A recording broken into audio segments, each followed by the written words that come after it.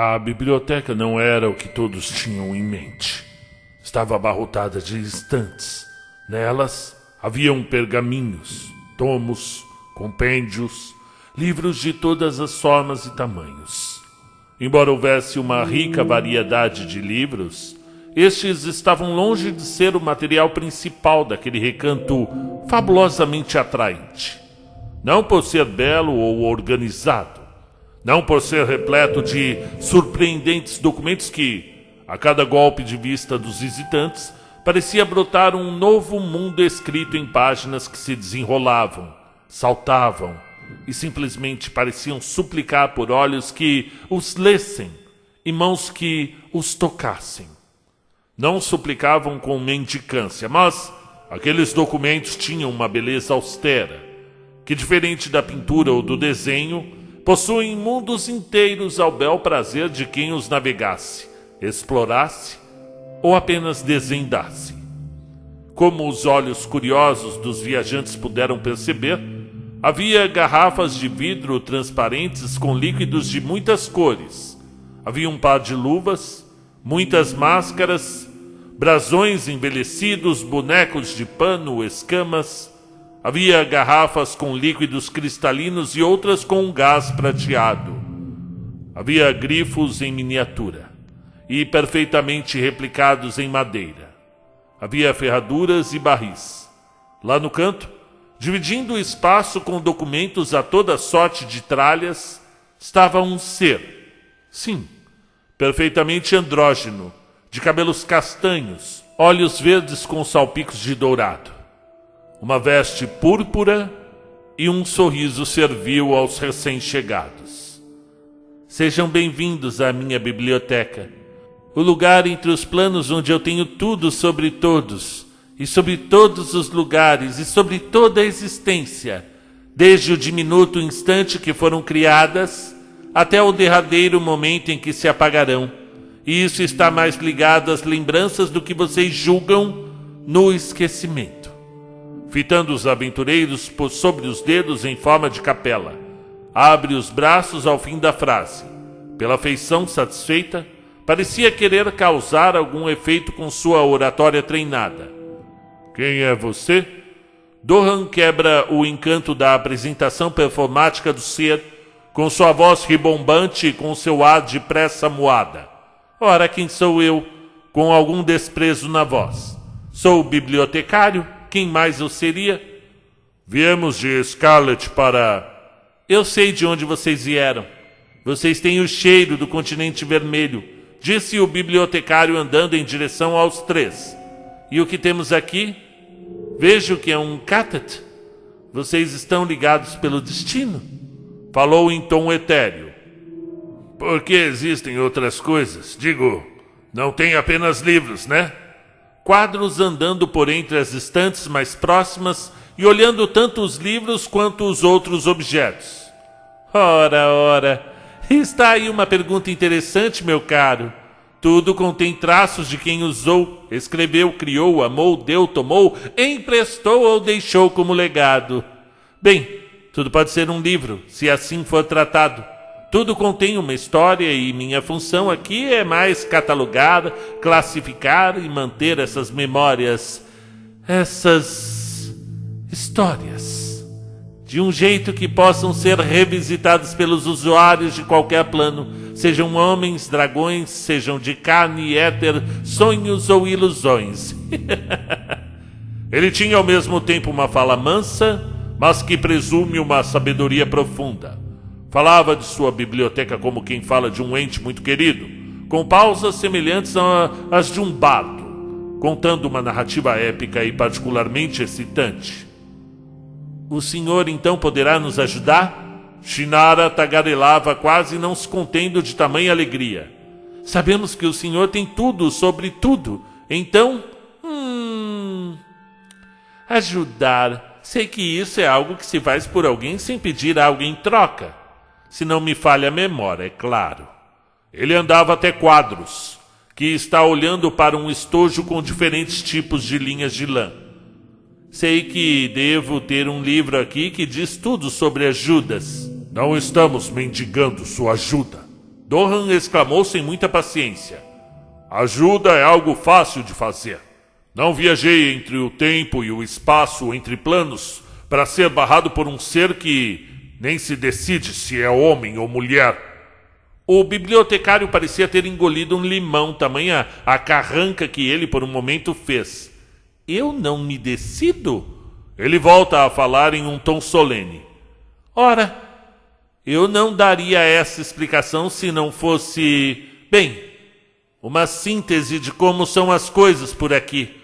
Você acha mesmo que em um lugar onde o tempo e o espaço não têm valor, você acha que em um lugar onde... o lugar em que estamos, movendo as rodas da história entre os mundos inteiros, você realmente acha que meu corpo é derivado ou escravo de um lado ou de outro? Eu não sou a face de uma moeda. Eu sou a própria moeda. Eu sou o tudo e o nada. O devorador de mundos. Então você é uma espécie de Deus. Shinara falava com um misto de dúvida e empolgação. Não, mulher. Eu sou o bibliotecário. Eu tenho o curso da história em minhas mãos e nada, absolutamente nada pode me impedir se eu quiser trancar a porta da biblioteca ou simplesmente queimar tudo.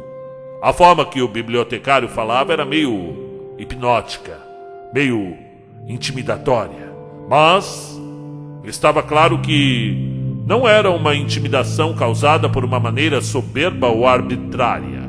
Era antes um misto de gestos e voz que chamavam a responsabilidade de falar e ser ouvido, como os menestréis do passado que usavam flautas e harpas, rabecas e alaúdes, como os bardos do futuro que usavam tambores brancos e dourados.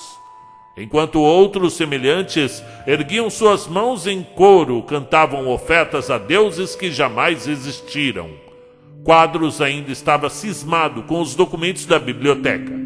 Não se decidira se era mais intrigante os tomos que, ao invés de palavras, continham diagramas e desenhos dos astros, ou se era mais interessante um espelho oval, que refletia os rostos vertendo lágrimas vermelhas, em um tom muito semelhante ao sangue. O conselheiro sabia que iríamos dar nesta encruzilhada dimensional? O mago perguntava a todos os presentes e para nenhum em especial. Olhava o reflexo de todos pelo espelho, e não viu quando as lágrimas pararam de escorrer das faces, dando início a um outro fenômeno bizarro. As faces de todos, exceto o do bibliotecário, iam envelhecendo, lentamente. Foi apenas quando Shinara já era uma velha desdentada que o silêncio foi quebrado. Conselheiro, o bibliotecário falava mais consigo mesmo do que propriamente com algum dos viajantes. Eu não lembro de ninguém que se autoproclamasse dessa forma e que soubesse como chegar em meus domínios. Minhas desculpas, meu senhor, ou minha senhora, mas eu gostaria de ter respostas sobre o meu passado. Doran parecia sem jeito ao se desculpar, mas era sem dúvidas um começo, ainda mais para alguém habituado a ter convivido apenas com lutas, sejam bélicas ou de oratória. Eu sou o sacerdote de Ameodin, de Scarlet. Sim, eu já sei que vieram do continente vermelho. Eu sei que você é um caótico e previsível sacerdote. Sei que ele é um mená de ópera e ela é uma rogara do deserto do deus em questão. Ele falava apontando para quadros de Shinara. Ei, você, melhor não colocar essa máscara. Falava enquanto o mago, como uma criança que é pega num flagrante ao provar de um bolo de aniversário que não é o seu, recolocando uma máscara com ares tribais novamente em um cabide, com outras máscaras de confecção distinta. Ainda não nos deixou fazer as perguntas, senhor, rosnou Doran entre os dentes. Desculpe, meu caro caolho, mas ser o mais sábio entre os planos e ter este acervo de magnífica complexidade pode deixar um pobre servo soberbo às vezes. Mas queiram me permitir alguns defeitos. O bibliotecário se levantou pela primeira vez desde a entrada dos viajantes. Mená, sacerdote e rogara. Um catete curioso. Deveras curioso. Ele pensa alto caminhando entre os presentes. O que realmente faz com que vocês compartilhem um destino, uma sina, um karma, ou o que quer que os seres dos planos chamariam tal agrupamento? Shinara olhava fixamente cada movimento do anfitrião. Parecia não querer perder nada que pudesse ser uma entrelinha falada pelo ser. Ela mudou o peso do quadril de uma perna para outra. Suas roupas entrecotadas de seda, que eram mescladas com o couro fervido, pareciam não proteger, e nem mesmo cobrir algo. Tão agudo era o olhar analítico do ser. Então façam as perguntas. Quanto menos tempo vocês ficarem aqui, menor é o risco do Mená mexer no que não é de sua conta. O bibliotecário terminou a frase tirando das mãos do mago uma ampulheta, que ao invés de areia ou líquido, possuía de um lado gás dourado e quando passava pelo meio se tornava diminutas esferas semelhantes a planetinhas. Doran apertou com força um lóbulo de sua orelha queimada pelos relâmpagos do passado. Eu tenho suficientes lembranças do meu passado para uma anedota de meio minuto. Todos nós temos um tempo curto quando queremos mudar de rumo, meu jovem. O anfitrião agora falava de forma mais amigável, mesmo com Doran, que fora tão rude outrora. E sei que queres saber mais sobre você para tomar outro caminho. Mas, vamos, uma coisa é certa, não há nada que você diga antes de um mas que realmente importe. Te digo, seja quem tu queres ser, e teu passado te assolará, pois o destino é inexorável. Não obstante, tu podes escolher entre pagar seus pecados ou ter pesadelos voltando às suas memórias. Silêncio, que não era absoluto, apenas porque haviam relógios fazendo tic-tac, livros que se folheavam sozinhos, e livros que, ao invés de palavras, tinham sons de vento, água, fogueira, taças que tilintavam como se estivessem brindando, e outras coisas além da respiração dos presentes. O bibliotecário havia falado algo que, mesmo que verdadeiramente profundo, não havia aquietado o coração do clérigo, que olhava para Shinara como se pedisse auxílio. Mas que tipo de bibliotecário seria se não pudesse ajudar a um ser que quer respostas? Ele parece tatear alguma coisa dentro de suas mangas, retirando de lá uma maçã. Muito bem, fim do trecho, eu sei. É chato quando para assim no meio, né? Só que eu vou ter que falar a verdade para vocês. Esse é um recorte de um universo que o escritor Igor Girão criou. Para quem já ouviu a história dele do Batman, eu sugiro que ouça aqui no canal. Digita aí Conta um Conto Batman. E ele escreveu uma pequena saga do Homem-Morcego, ele que é um fã, igual eu sou fã também, e eu resolvi narrar essa história dele. Ele é um escritor de Fortaleza, um cara que já tenho contato já há algum tempo, e eu queria falar um pouco com ele sobre isso. Ó, vocês vão ouvir uma criança falar no fundo, é o meu filho, não vou tirar ele do escritório porque eu estou sozinho cuidando dele aqui, e aí não vai atrapalhar também a audição. Quero falar com você, Igor Girão. Adicionem ele no Instagram, que ele é uma pessoa muito interessante. Fala um pouco sobre você, meu querido. Pois é, Fávaro, meu amigo. É o seguinte, eu sou bibliotecário, sou deficiente visual e sou cadeirante também. Acho que essa é uma informação que eu não tinha te falado ainda. Ah, sim, mas eu te acompanho pelas redes. Eu já tinha visto fotos sua na rua, tomando vacina, tudo. Isso já tinha visto já, cara. Mas enfim, é importante saber que eu trabalho na biblioteca pública aqui de Fortaleza. Sou formado pela Universidade Federal daqui, do Ceará. Eu preciso te interromper, Girão, para falar desse negócio da Universidade Federal e as universidades em geral, que eu acho um templo sagrado, um lugar de admiração, possui uma aura, assim. Quando eu entro num campus de uma universidade, eu vou confessar para você, eu fico emocionado, porque aqueles jovens e eu sou meio coração de estudante, né? Você lembra dos álbuns do Clube da Esquina, e eu tenho essa paixão pelo ambiente universitário em geral. Eu gosto de histórias que se passam com doutores da universidade, porque eu acredito que o conhecimento ele vai escalando certos caminhos, certos graus que realmente me deixa admirado. Eu acho bonito ver uma mãe que tem poder falar assim: meu filho é doutor. Não que a pessoa que não teve a oportunidade de ir para uma graduação, para um mestrado, para um doutorado, seja menor ou tenha menos menos importância na sociedade. Todos nós somos seres humanos muito importantes, porém eu tenho um carinho muito grande pela universidade, que ela realmente eleva. Eu vejo assim um médico, poxa, que poder que tem um médico de salvar uma pessoa, de abrir a cabeça da pessoa e salvá-la numa cirurgia, uma enfermeira, um advogado. Pô, que coisa incrível, que é um superpoder de um advogado de encontrar palavras para defender, às vezes, uma pessoa menos favorecida. Então, é claro, não que quem não tenha a oportunidade de ter estudado seja menos especial, mas eu realmente acredito que os saberes humanos, quando eles são condensados num curso assim, e a pessoa se dispõe a ir lá fazer, né? É algo emocionante. É emocionante quando você pega o canudo ali, né? O diploma. Você chega para o seu pai e fala assim: aqui, ó, pai, muita gente não acreditou no seu filho, ó, seu filho agora é formado, tem uma profissão, né? Eu fico admirado. E no seu caso, eu acho que eu devo me permitir a ter uma admiração dupla, né? Não que a pessoa que tenha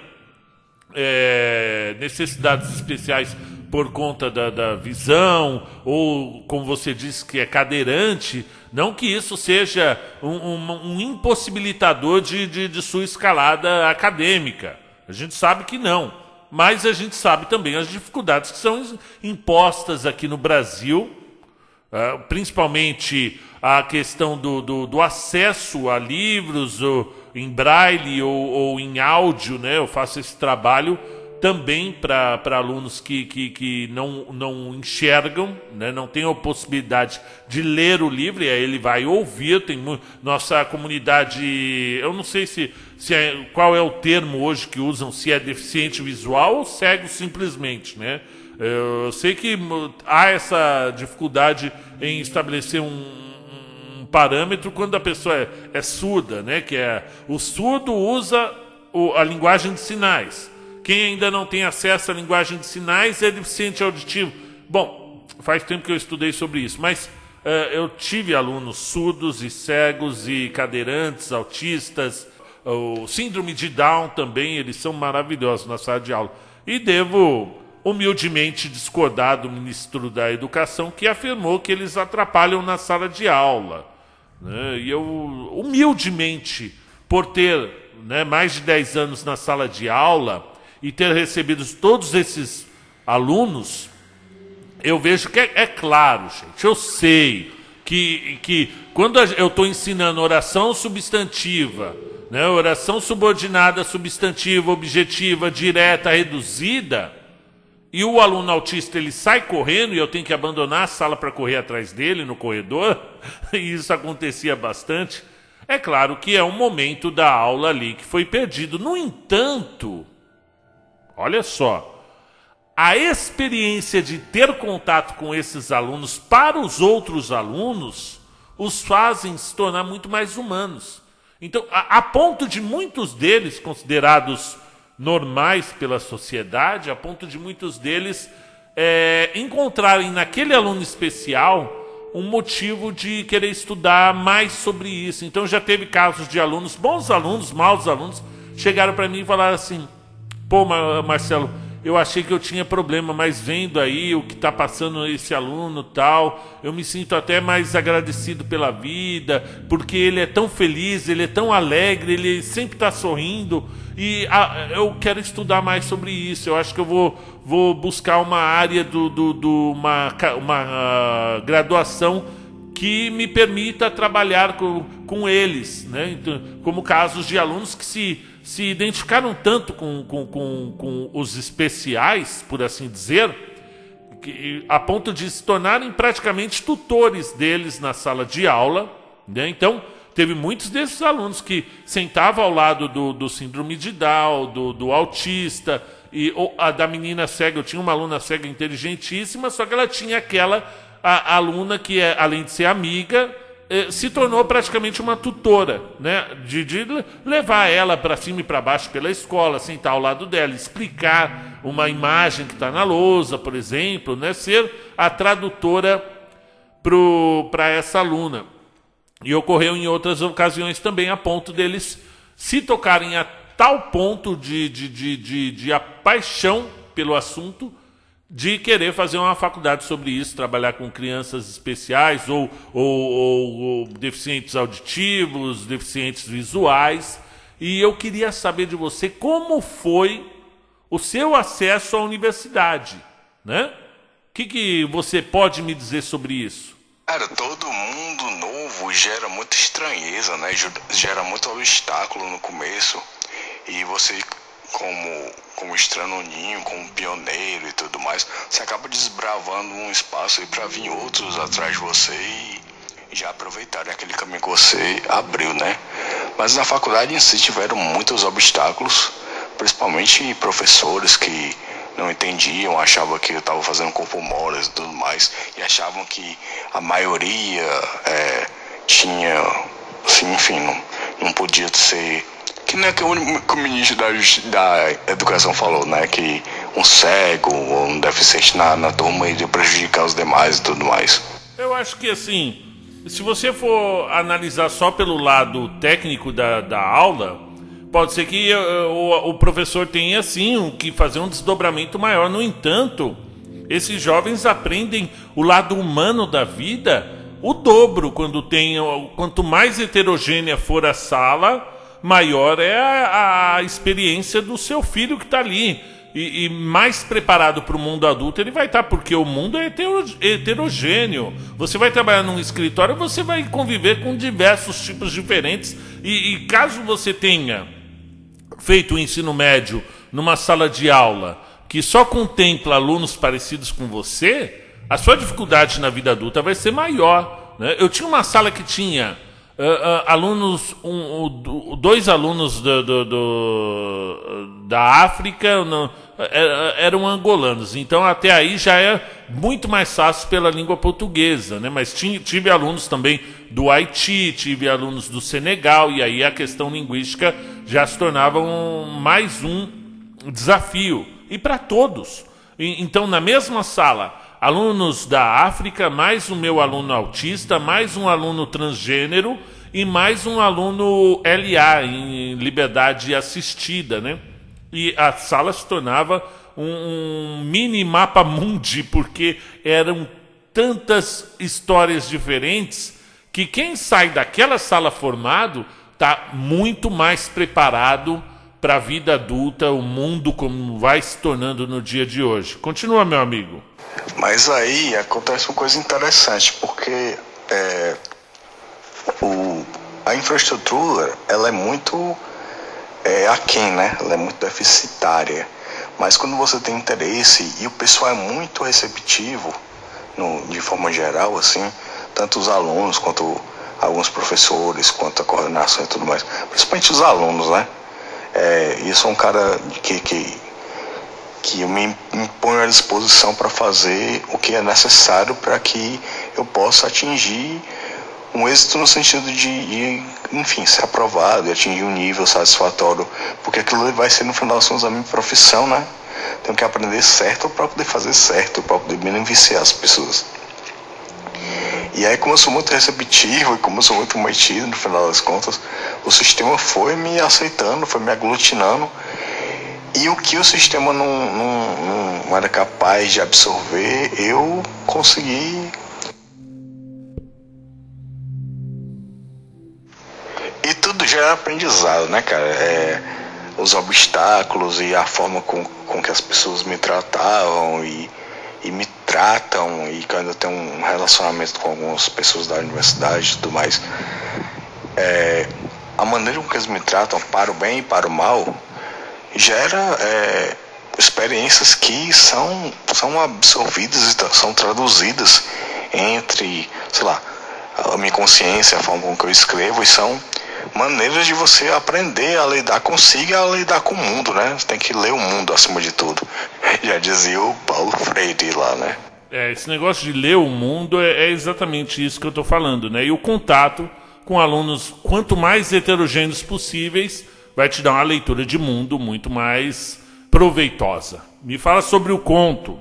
E, cara, esse conto, ele é muito interessante porque ele é um recorte de um universo que eu trabalho nele já tem alguns anos, entendendo como entre jogos de RPG e escrever algumas memórias, algumas considerações, eles vão se mais de 10 anos, mas assim, o volume de escrita ainda é muito pequeno, é muito aquém do que eu queria, né? Embora algumas pessoas achem que eu tenho... Conta principalmente a história desses personagens, né? O Dohan, a Shinara e o Quadros, e que é um grupo bem, por mais que eles tenham tecnicamente a aparência de um grupo normal de pessoas, né, de um mundo de fantasia, né, um guerreiro, um mago e uma espiã, uma exploradora, enfim, eles têm um destino, eles são personalidades bem diferentes e eles se encontram num turbilhão de acontecimentos desse universo, e eles estão se descobrindo enquanto pessoas, quanto personagens, e atrás das memórias do Dohan, né, que é o personagem mais turrão aí dos três. E eles se encontram nessa biblioteca cósmica, que é o cerne da questão aí do conto. Como eu tenho muitas ideias com relação a esses personagens e com relação a esse universo, eu tenho alguma coisa escrita, alguma coisa razoável escrita sobre esses acontecimentos, inclusive no mesmo universo, mas cronologias diferentes, com personagens diferentes. Mas aos poucos eu estou pavimentando esse caminho, né? Então eu acho interessante abrir o universo horizontalmente, né? Que é construindo a timeline de diversos personagens, diversas personalidades no mesmo universo, assim, é bem interessante. Cara, outra coisa, eu sou bibliotecário e tenho mestrado em Ciência da Informação. Meu mestrado eu terminei em 2014, ou foi 2013, por aí, e o mestrado foi em 2018. Ok, não vou externar muito a conversa, porque eu quero usar outros vídeos contigo.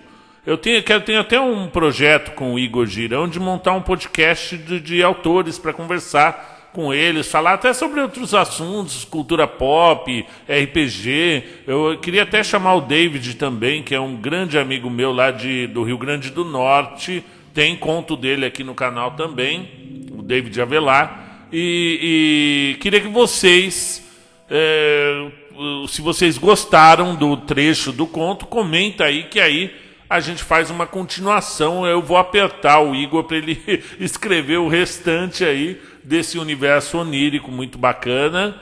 E deixe seu comentário. Quem quiser seguir o Igor no Instagram, tá aí.